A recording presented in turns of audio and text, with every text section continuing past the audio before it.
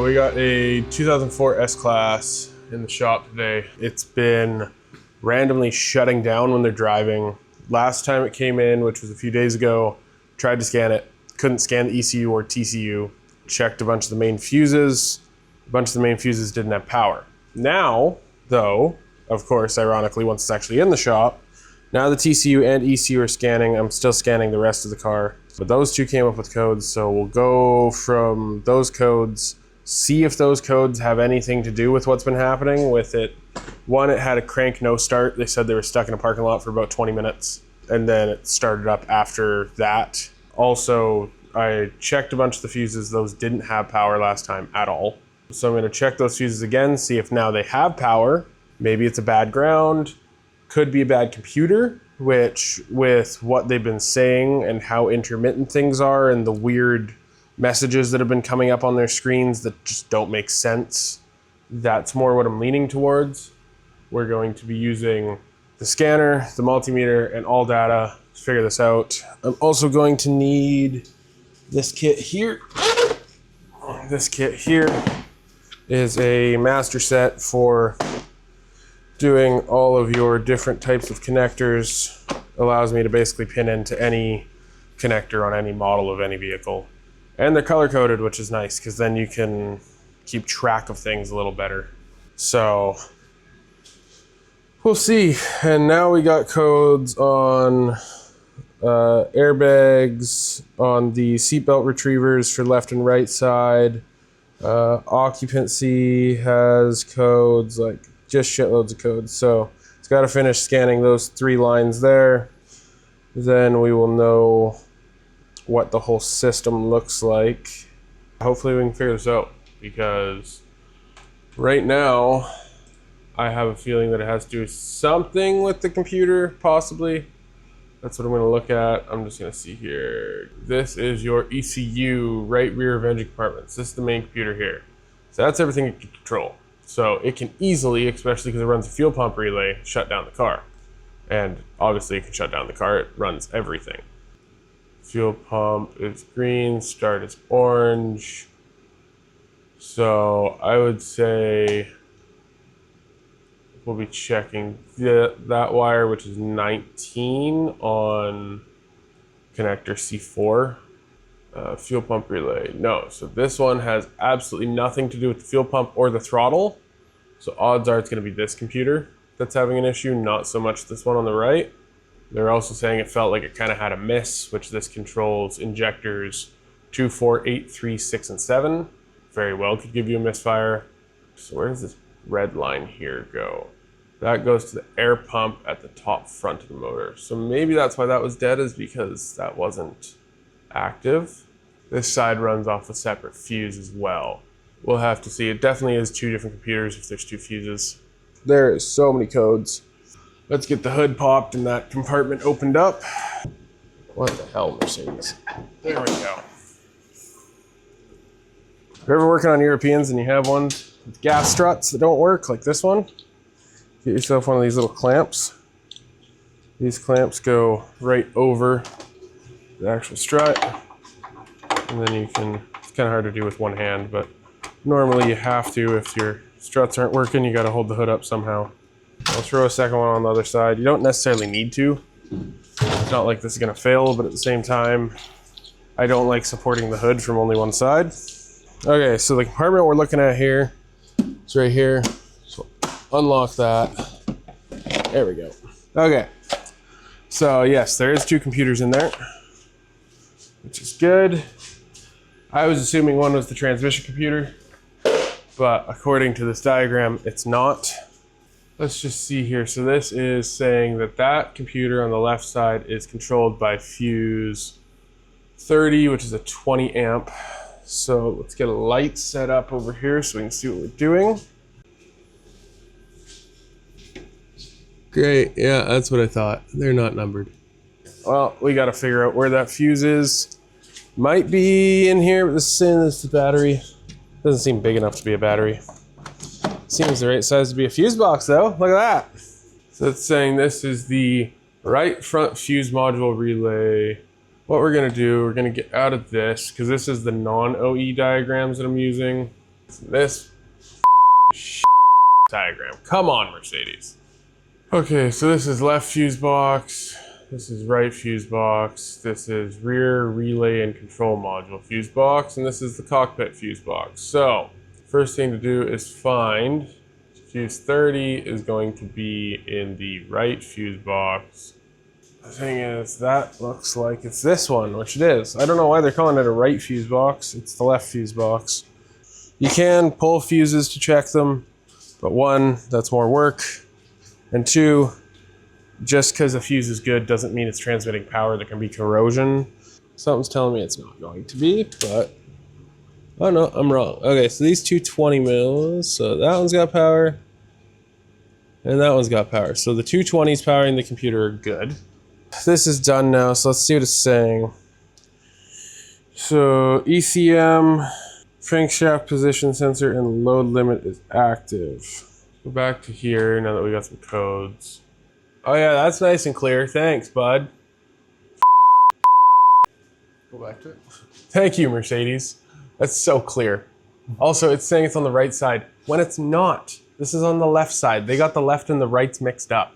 It's like MS Paint right there. Oh, I know, it's horrible. Because the thing is, they're saying, oh yeah, it's here. Well, maybe it is, because there is a computer here, but that's not a dual computer setup like that, and that's clearly the ECU. So N3-10 is what they're saying we need to go to.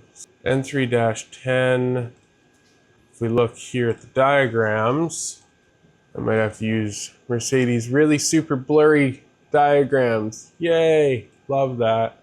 Do those have numbers on them at all? Oh, back, man.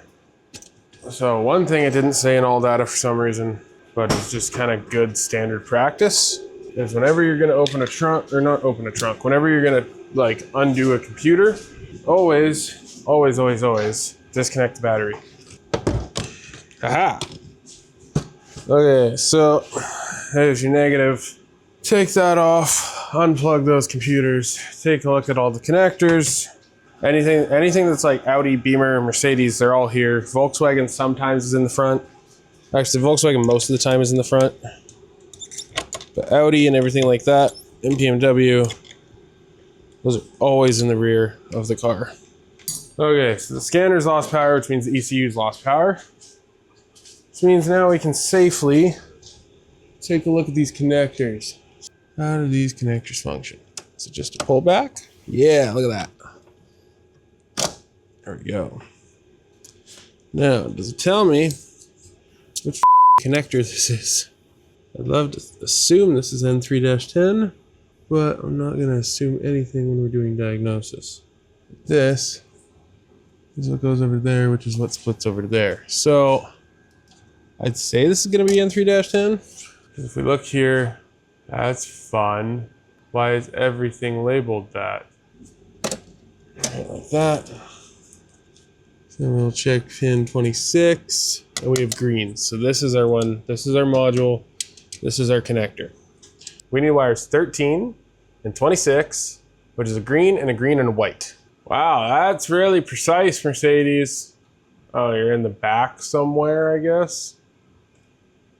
Okay, so it can't be this one.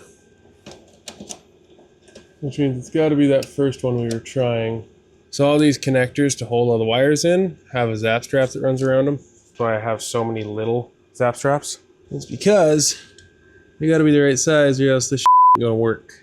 And if you don't put this back on, you'll get more codes than you could possibly imagine.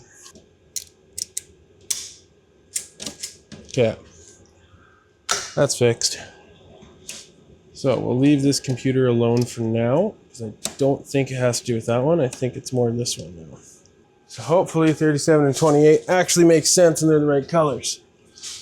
It's 37. If you look on the banks, you can see all the numbers on here. 37's right there, so we're gonna count 8, 9, 10, 11, 12 over. That's a green and a black wire, which doesn't make sense according to the diagram. It's supposed to be a green and a white. There's the front half. Does this back half also do the same? Hopefully. Where's this built into the air boxes? Oh my gosh. into an area that really shouldn't have V8. Like, does it fit? Yeah. But just because it fits doesn't mean that you should put it there. Step one, let's get these probably pretty fragile air intake pipes out of here. There's 1, 2. What happens? That shouldn't have been that loose. There should have probably, there's a seal there. That just seems loose. Okay, well now we're down to the actual motor and everything. We got a pretty bad valve cover leak on this side too, which isn't great. These coils, I can guarantee you, have never been done. They're pretty bad. I don't even think I can get my hand down there to get the connector off. Disconnect electrical sensor from hot mass airflow sensor from intake pipe 1 and 2. Gross, that is buried. There's a lot of sharp down there. That's always fun.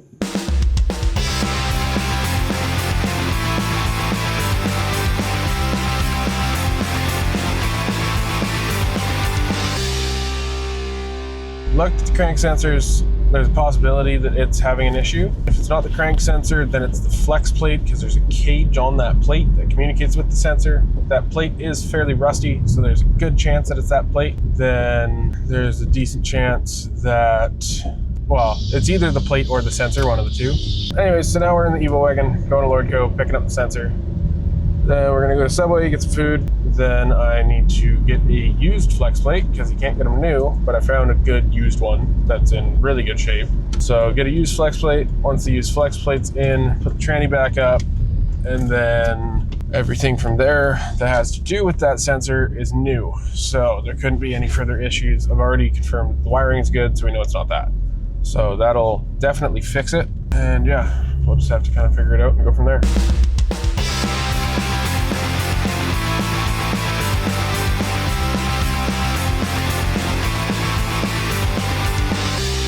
Those pans are just coated in shit consistently. So we'll get these other 4 underplate things all on, tighten everything up, and then once they're on and they're tight, we'll drop the car, take that air box back off, get that sensor out of its home, put the new sensor in its home, program the recalibrate everything, take it for a drive, see how it drives. See if it still feels like. We will drop this. There. And there. Yeah, yes, cool. Can you tell this car's heavy? Just by the speed it drops? It's heavy. Yes, that's gonna be fun to switch out. How do you get to it? Crying. Just because something's difficult doesn't mean it's going to take a long time. How much more room do I get if I take out this here? The thing is, would I be able to get my arm back there? Bolt for the sensors and E-Torx. It's on the bottom. Rusty as E-Torx. This kit has smaller E-Torx, like same size socket, but the physical footprint of the socket is smaller. This is when we pray that the sensor doesn't come off in the bell housing. Because if that happens, you're not going to have a good day. The thing is, it's plastic that has been heat sinked who knows how many times, right? And getting that from the bottom would be honestly harder. So close. Stop dancing around the sensor. Surgery. Now that it's loose, I can get rid of the ratchet. There's the sensor. What I'll do is go down by the sensor with this. There we go. Now you got to get the sensor itself out of the transmission. So I'm going to reach down there with these, see if I can grab it. I might need my longer ones though.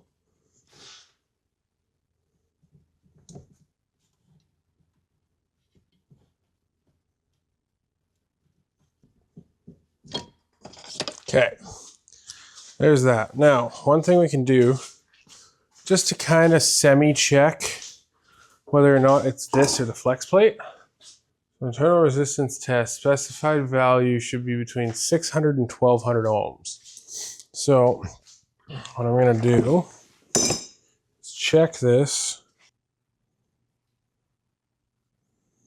So this is all plug and play so you don't have bad connections on your multimeter so that you don't get false readings. 1.02. So they read fairly similar, which isn't a great sign. So based off of that, I'm gonna assume the sensor's good and that this isn't actually gonna fix the problem. Either way, we'll put the new sensor in because even if this is good, the chance of there being rust built up on that sensor surface. Okay, so I need to get this camera back in the right spot so I can see what I'm doing. So just got off the phone with the client, told him how the sensor's tested out. Either way, he wants the new sensor in just to see. Now, one thing I was noticing too, because this is an aftermarket Bosch sensor, this one here is also an aftermarket Bosch sensor. So it's the identical sensor. Actually, it's not the identical sensor. Same number. This one was built in the 11th week of 2020. This one must have been sitting there for a while because this is the 24th week of 2015, but it's brand new. So it was probably just sitting in, let me just make sure that's right. So it would have just been sitting in the parts store, but I mean, it's brand new. These things can't go bad just from sitting. Yeah, that's weird that this one's actually older than the one we're taking out. So that probably would have been done, I'm assuming probably in 2020. They probably just ordered it straight from Bosch and that's why it was date coded that way. I'm willing to bet that they've had this problem before. They probably knew about this problem before and did this to try to fix it. They're not saying that. So what we'll do, there's kind of a thicker side to this port and a thinner side. So I'm gonna grab onto the thicker side so I don't chance breaking anything. And then I got my camera lined up to the port and see how I'm inserting this.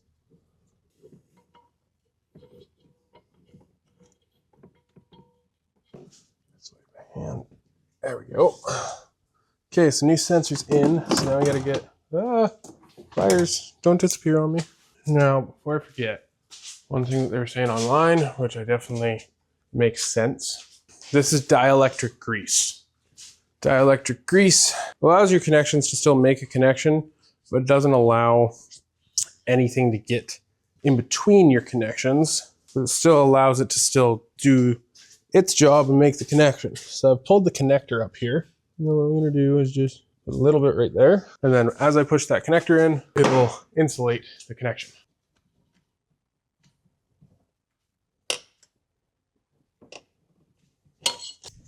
Seems to be threading good.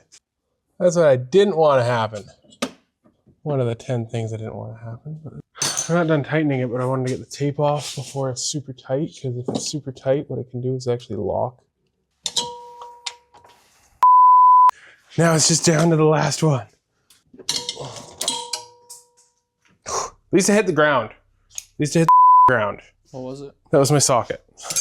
I just wanted to take that off because there's tape there. You can put everything back together with your little adapter. And this 8 Newton meters. Whew, so tight, so scary. Had I torqued this down with that tape on, it could have left the tape between the bolt and the sensor. Plug the connector back in. Then we'll do some fun time on the scan tool to program this, or attempt to program it at least. I'm not positive that this one needs to get programmed. It says it does. At the same time, I've seen it where it says it does, and then you try to program it, and it won't even let you. And then you go and you start the car, and it runs fine without programming because it doesn't always need it. There we go. So that's there. So new sensor's in, connector clicked down nicely. This can go back on, which is the weirdest thing. I've never seen an intake without intake clamps. It just has like a really heavy seal. Clicks in a bit first, and click everything else down. Seal is seated. These pipes feed the filter. This side.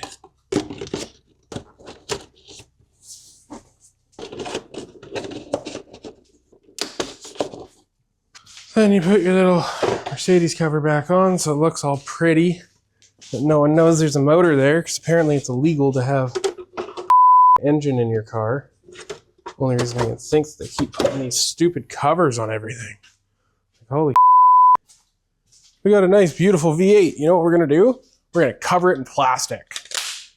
Stupid. So we're going to ECM, go enter. Initial startup, no special function, learning processes. I think I can see where to do it here, but I think it's gotta be at temp to do it.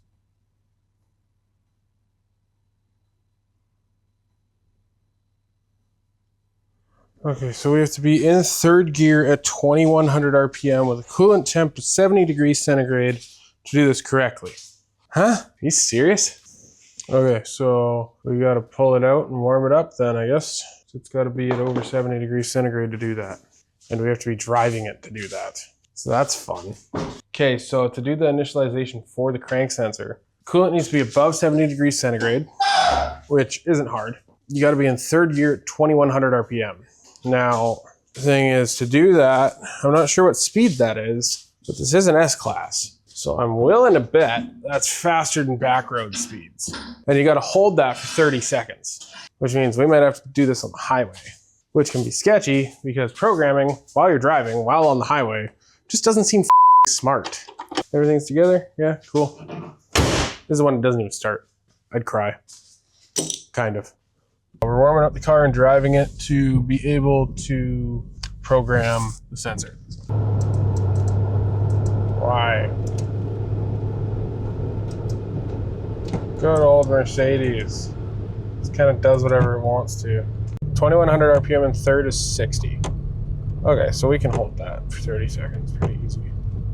But we gotta be at operating temp, which we're not yet.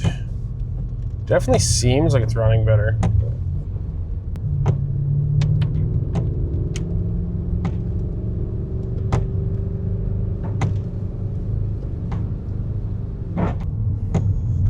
I hate how bubbly these cars are, but you can just change it.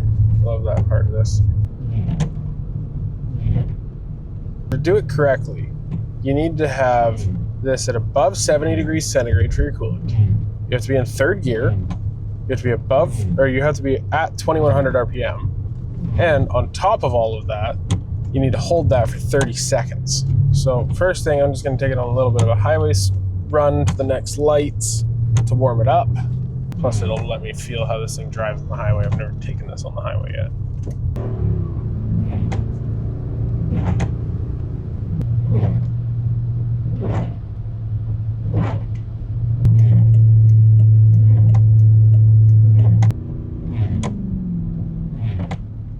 Just gonna pull over and set the scanner up because we're at 10 now. Still runs a bit rough. So resetting of sensor adaptation. No. Learning processes. Resetting of sensor adaptation. Coolant temp above 30 degrees C. Okay, so greater than 7 degrees C, which it is. Drive on the road in gear 3. Increase vehicle speed to 2100 RPMs for, oh no, so for a minute. With an engine load of approximately 50 seconds for 30 seconds of that minute. Do you wish to perform this? Okay, so we gotta drive in third.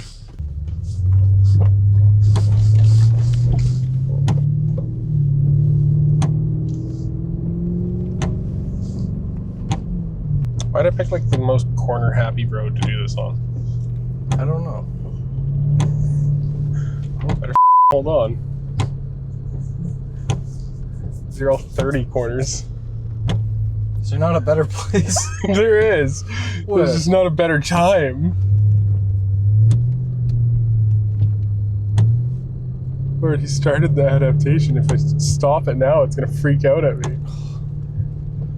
Okay, don't hit the bridge with this one. Hey, let's hit every small corner in Lanceville. I don't know if it's driving better or not. That's the worst part, is like, they would know. Why'd you pick Lanceville's Nuremberg to test this? It's a Mercedes, it can handle it.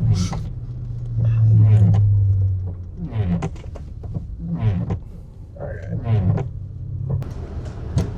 It is an S-Class.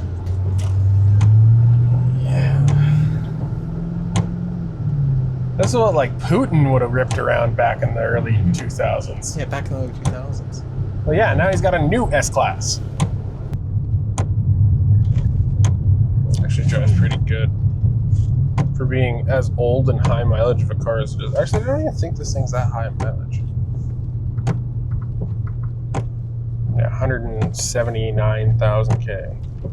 So compared to your 09 Fit, That's a good car. this thing's low mileage. What's it at? 179. Bro, that's like new. Yeah.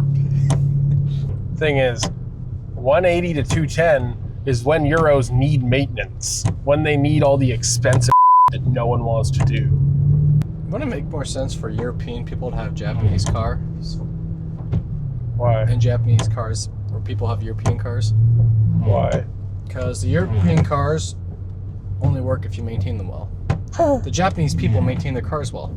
That's so true. No, the European people. You know what, though? Or no, people who buy Europeans don't maintain, so they need Japan. The main market for European vehicles outside of Europe is Japan. Yeah, because they don't actually check the oil. Okay, so I'm gonna put it back in neutral, or not neutral, in drive. Only when you're in drive. Something with the tranny. Do you feel that duk duk duk duk duk duk duk duk? Yeah. Neutral goes away. Drive, it's there. It's always a time bomb. It's Mercedes. Every car is a time bomb. It's very true. Are these cooled seats? Why is my back? Oh no, it's icy hot. I'm like, why is my back so cold? This is great. Icy hot. You put icy out on? Yeah. You forgot? Yeah. I wonder if the click is a torque converter. Because the thing is, like, it makes sense that it kind of is, because when you're in neutral, there's no click. When you're in neutral, your torque converter is not engaged. When you're in drive or reverse, your torque converter very much is engaged. I want to check. I'm gonna pull over at one of these mailboxes. So, I'm gonna go to transmission control module, read data stream. On-off ratio, torque converter lockup, park, speed difference of lockup clutch, park, sensor, transmission output speed. Okay, so I'm gonna go to drive. Set a 560.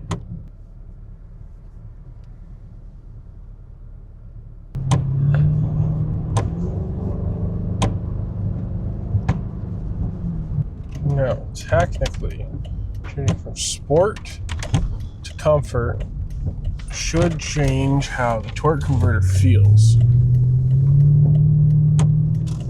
Should change the lockout clutch position. And in changing that position, it might get rid of that tonka tonka tonka tonka tonka tonka tonka. So we know if it's different in sport mode versus comfort mode, then your issue is somewhere within the torque converter. Either way, the tranny's got to come out. Whether we're doing that cage, whether we're doing torque converter, what. I don't think the cage is necessary now, quite frankly, because, like, I have power. It hasn't cut out on me once. Doesn't seem like it's a problem.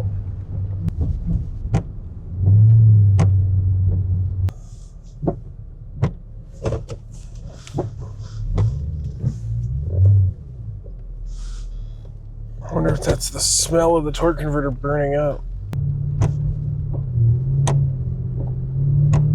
You done testing it for now? Yeah, I'm gonna do a little bit of testing, just idling outside the shop. But it didn't die on me once, which is good. So either the other shop didn't code that sensor, which is possible. That sensor did go bad, which is also possible because the resistance were different. That dong dong dong dong dong. Speed difference of lockup clutch. Okay, I'm gonna try to get Wi-Fi on this thing. Definitely feels like it's running better. Okay, I think we're done.